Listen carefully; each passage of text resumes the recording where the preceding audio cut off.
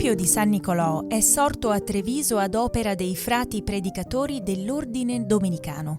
Il grandioso edificio combina gli elementi della tradizione romanica padana con un moderato verticalismo gotico. Una prima semplice chiesa a navata unica, poi demolita, era stata edificata nei pressi del Sile dai domenicani già dal 200, allora giunti a Treviso chiamati dal comune per combattere l'eresia catara. Agli inizi del 300, il frate domenicano trevigiano Nicolò Boccassino, che qui visse, una volta divenuto papa con il nome di Benedetto XI, probabilmente finanziò la ricostruzione della chiesa insieme ad altri benefattori. Entro la fine del secolo i lavori furono quasi portati a termine, protraendosi a fasi alterne in quelli successivi, ma mantenendo sostanzialmente il progetto originario. La fabbrica fu definitivamente completata soltanto nel 1858, con il rialzo della navata centrale e il soffitto a carena di nave, l'innalzamento della facciata e l'apertura della trifora. L'interno, di dimensioni eccezionali, è a croce latina con 3 navate, transetto e 5 cappelle.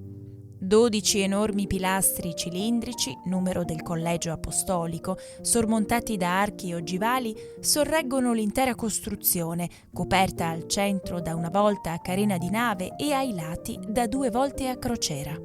Il presbiterio, orientato ad est, dove sorge il sole che allude a Cristo, sole nascente, è illuminato intensamente da grandi finestre poste nella monumentale abside con il catino sostenuto da costoloni con nervature in cotto.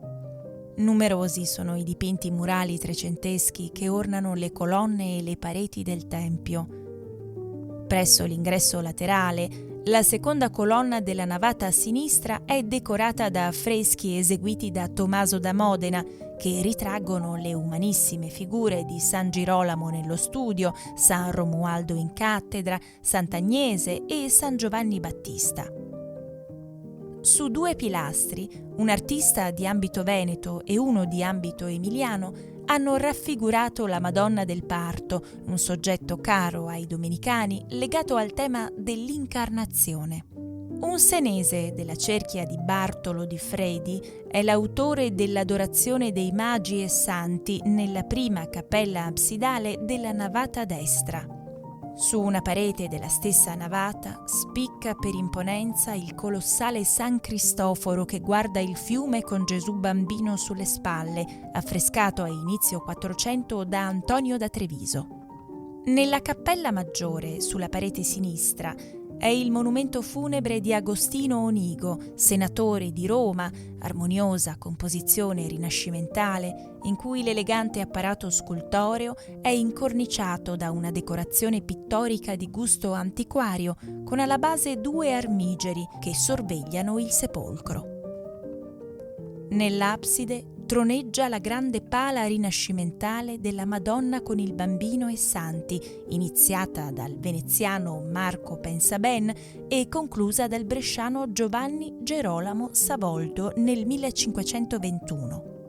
Sull'altare del braccio destro del transetto è posto un Vesperbild o immagine del Vespro, una scultura in stucco forte e policromo tardogotica di ambito salisburghese e databile al 1414 che ritrae la Vergine in lacrime con il figlio morto sulle ginocchia, voluta dalla confraternita dei Teutonici.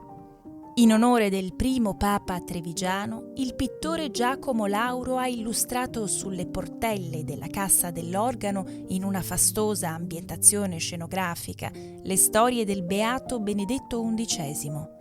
Sulle ante esterne, la cerimonia dell'insediamento di Nicolò Boccassino al papato, su quelle interne il duplice incontro del papa con la madre, il primo in cui la ricusa, perché si presenta al figlio indossando abiti sontuosi, il secondo che lo vede accoglierla con tutti gli onori, riconoscendola nel suo consueto umile abbigliamento.